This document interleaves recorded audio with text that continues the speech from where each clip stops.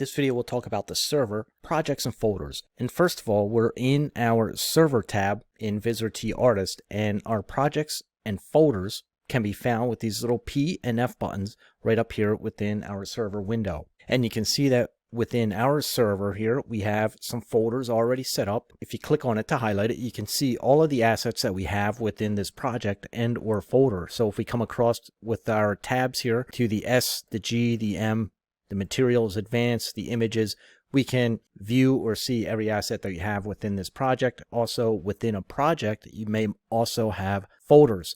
And the folders are the yellow or orange buttons here, and just it's a way to help us organize our server. So you can see the server basically has two columns. It's over here on the left column is where we're going to be able to organize our server by using these projects and folders, and then the right column just really shows you thumbnails of everything that you have within the project and or folder. So how this works is that you can just choose what you want to start with. A P stands for project, and this works two ways. You can either click and drag it down here like this and give it a name, or you can just click once on it and it will automatically add this. Now we can give it a new name here, so we'll just call this new folder, new project actually, since it's a blue project folder. And once you do create it, if it's not where you want it, you can use your little bracket system here to click and drag this around. So if I want to take it outside of one project folder and put it into another, I can do that. So here's our new project folder. If I wanted to import something into it, I could just go into the import tab,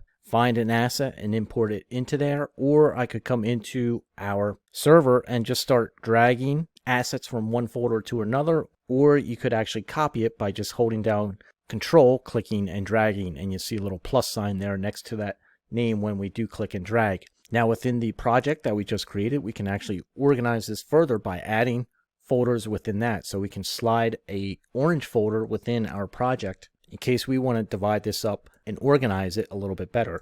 So we could do things like add folders such as images, make another one for fonts, and then make another one for materials if you want. How you organize it is really up to you. And again, these orange folders can be clicked and dragged anywhere within any other project or folder. What's more, at any time, if you do want to rename anything, you could just right click on a project and click rename, and you'll get a whole new prompt here to rename it. So if you just want to give it a new name there, we'll just call it 2 and click enter. Also, when you do right click, you get some other options here. You can also delete a folder. You can create a sub project or a subfolder within folders by right clicking. It's the same as using the little P or the F button up here. You can also bookmark a folder and or project folder to access it easier at a later date. You also have an option to show properties, and once you click the little show properties on that folder and or project, you get another new window that pops up here that gives you the info, the links, the keywords, history, and rights.